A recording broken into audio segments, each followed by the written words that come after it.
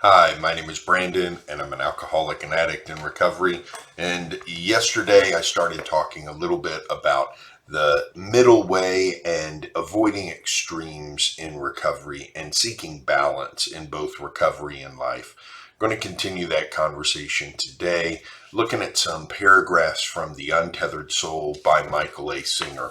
I'm going to start out with a really good example he gives about the middle way, about finding balance, about the Tao, the middle way, the philosophy of the middle way. And he says, to give you an idea what it feels like to be in that center, let's use the example of sailing. We'll begin by going sailing when there's no wind. That's one extreme. And we're not going anywhere. Now let's go sailing when there's a tremendous wind, but no sail. That's the opposite extreme, and again, we're not going anywhere. Sailing is such a good example because there are so many forces interacting together. There's the wind, the sail, the rudder, and the tension of the ropes on the sail. There is a tremendous interplay of forces. What happens if the wind is blowing and you hold the sail too loosely? It doesn't work.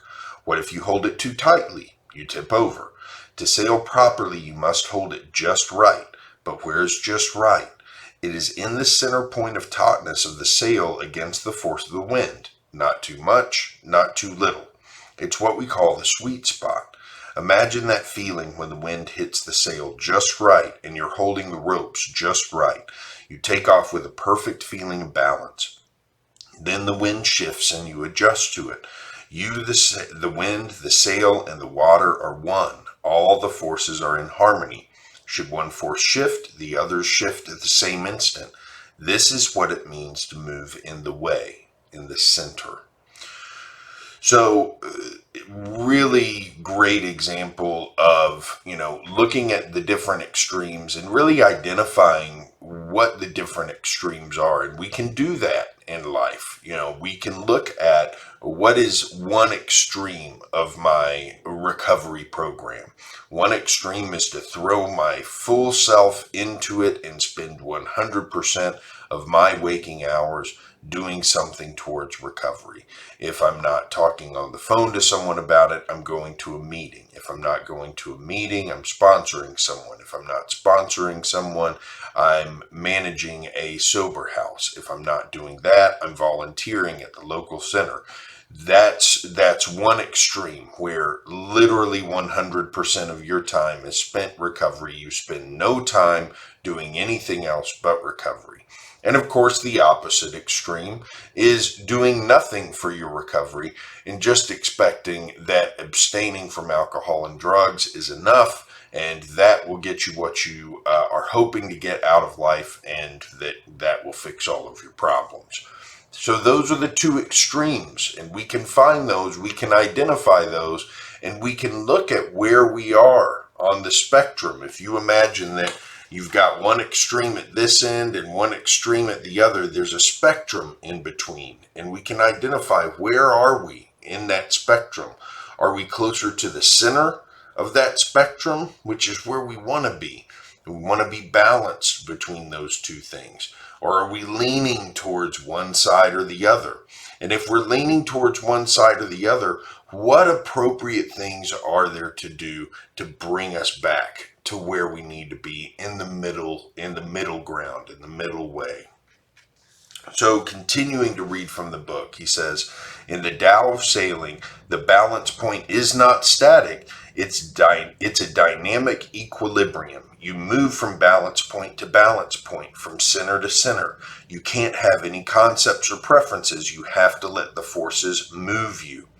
So going back to our spectrum of balance in recovery, the center here doesn't stay in one place. It moves depending on the situation.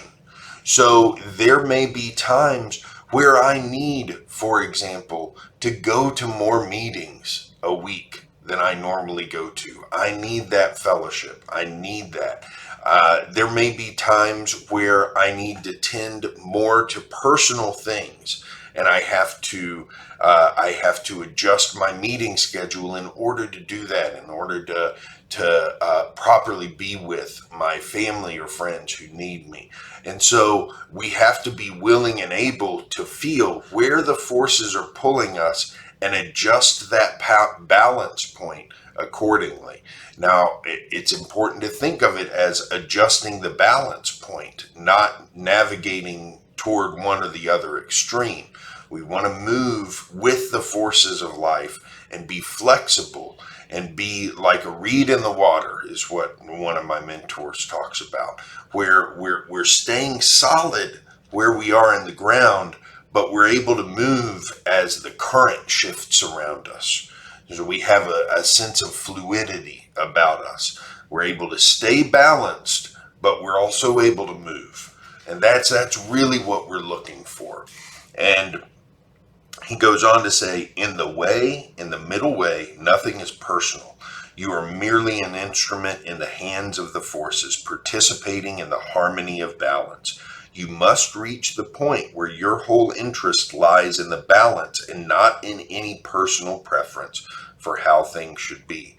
And this is huge for me, because so much of my life in my addiction and in recovery has been about seeking out what my personal preference for life is and then pursuing that, and then getting agitated or upset when life doesn't unfold the way I'd like it to.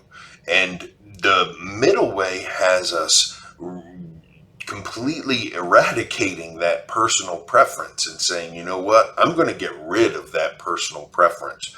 And I'm going to look instead at what balances me in life, and I'm going to pursue that. In AA, we talk about that as doing the next right thing. What's the next right thing? And, it can be a little complicated sometimes to figure out what the next right thing it really is, especially until you gain some of the intuition that you gain from working the steps. But that's really what we're talking about here, is how do we identify what are the next right things to do and not base those on just our personal preference for how life rolls out in front of us. It's that way with all of life. The more you can work with the balance, the more you can just sail through life. Effortless action is what happens when you come into the Tao. Life happens, you're there, but you don't make it happen. There is no burden, there is no stress. The forces take care of themselves as you sit in the center. That is the Tao. It's the most beautiful place in all of life. You can't touch it, but you can be at one with it. Eventually, you'll see that in the way of the Tao, you're not going to wake up, see what you do, and then go do it. In the Tao, you are blind, and you have to learn how to be blind. A blind person walks down a city street with the use of a cane. Let's give that cane a name. It's the seeker of the extremes, the feeler of the edges. It's the toucher of the yin and the yang. People who walk with the use of that cane often tap from side to side. They're not trying to find where they should walk. They're trying to find where they shouldn't walk. They're finding the extremes. If you cannot see your way, all you can do is feel for the edges. But if you feel for the edges and don't go there, you will stay in the way. That's how you live in the Tao. So, a lot of times we get stressed out because we think about, what should I do next? And another way to think about that is, what shouldn't I do next? What are the extremes of what I could do next? And then what's the middle ground there? What's the balanced point between those two extremes? Give that a try the next time that you're faced with a situation where you really don't know what to do next. Look at what the extremes are, and then see what the middle ground is, and see if that makes sense to you. That's one way to approach it, and that's finding the middle way and finding the balance point. And this idea of not trying to bend life to our own preferences, it continues to come up in all of the readings that I'm doing, in this book and in countless others that I've read so far. The idea that the more we try to control the world, the more out of control we're likely to get. But if we learn how to stay balanced and how to move with the forces of the world around us, if we can accept that those forces are a far higher power than we can ever be, and if we can accept that our place in the world is to really find how we can balance as we go through life and as we experience life, that opens up a whole different type of experience than most of us have had in our addiction. And in recovery, if we can figure out how to rest easy in the fact that we're not in control, and then look at how to learn how we find balance, we really find that this sense of peace and serenity starts to flow into us on a very regular basis.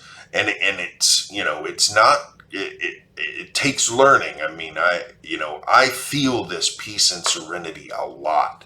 And I'll tell you, as I read this book, it really, really wells up inside me. I love this book, and I feel so much more at peace and just calm after reading a lot of this book. But there's still times where that starts to swing away, and I start to get a little agitated and try to get back in control of life. And we just have to keep practicing. That's what it's all about. Just keep practicing. So that's it for today. I'll be back here tomorrow with more.